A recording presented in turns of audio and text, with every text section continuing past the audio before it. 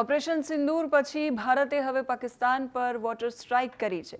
ભારતે ફરી એકવાર પાકની નાપાક હરકતોને લઈને એને પાઠ ભણાવવા માટે ચિનાબ નદીનો સહારો લીધો છે। બગલીહાર ડેમ અને સલાલ બંધના જે ગેટ્સ છે, ફ્લડ ગેટ્સ, એ ખોલી દેવામાં આવ્યા છે, જેના કારણે પાકિસ્તાનના ઘણા બધા વિસ્તારોમાં પૂરની શક્યતા છે।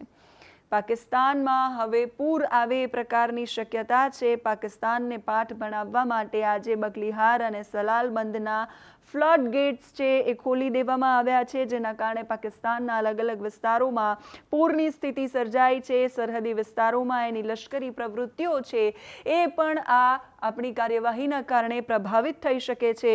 ભારત સરકારે ચિનાબ નદીના પાણીનો પ્રવાહ અગાઉ બંધ કર્યો હતો।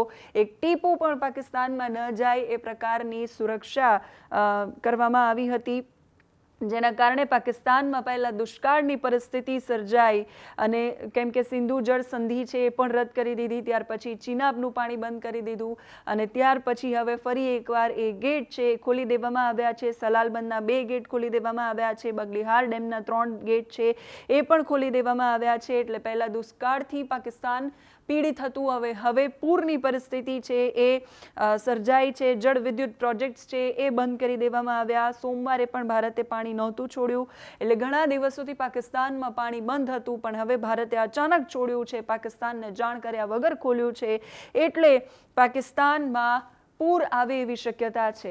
ભારતના ઓપરેશન સિંદૂર પછી પાકિસ્તાન ફફડી ઉઠ્યું છે અને ફફડેલા પાકિસ્તાને 15 ઠેકાણાઓ પર હુમલાનો પ્રયાસ કર્યો છે। પૂંછ, રાજૌરી સહિતના સેક્ટરમાં પાકિસ્તાન છે એ સતત ગોળીબાર કરી રહ્યું છે અને ગોળીબારમાં આપણા એક જવાન પણ શહીદ થયા છે। હરિયાણાના લાન્સ નાયક દિનેશ કુમાર શહીદ થયા છે।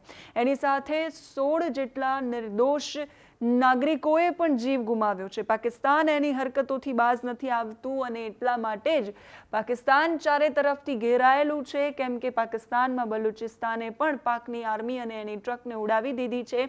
બીજી બાજુ ભારત એક તરફથી વાયુસેના આપણી છે ઓપરેશન સિંદૂર ચલાવી રહી છે, હવાઈ હુમલા કરી રહી છે, અને બીજી બાજુ આપણે હવે વોટર સ્ટ્રાઇક પાકિસ્તાન પર કરી છે, એટલે પાકિસ્તાનમાં પૂર આવે એવી શક્યતાઓ છે।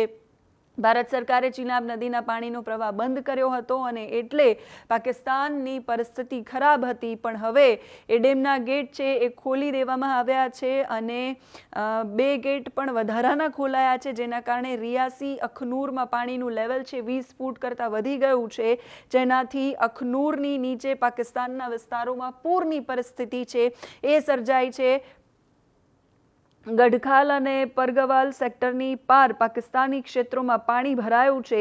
ભારત ઈચ્છે ત્યારે દુષ્કાળ અને પૂરની સ્થિતિ ઊભી કરી શકે છે। સિંધુ જળ સંધિ હેઠળ પાકિસ્તાનને ચિનાબના પાણીનો પ્રવાહ રોકવા અથવા ચિનાબ પર બાંધેલા ડેમમાંથી અચાનક પાણી છોડતા પહેલા જાણ કરવાની હોય છે, પણ ભારતે આ જાણ નથી કરી અને એટલા માટે જ પાકિસ્તાનમાં હવે પૂર આવે એ પ્રકારની શક્યતાઓ છે। વોટર સ્ટ્રાઇક પાકિસ્તાનમાં કરવામાં આવી છે।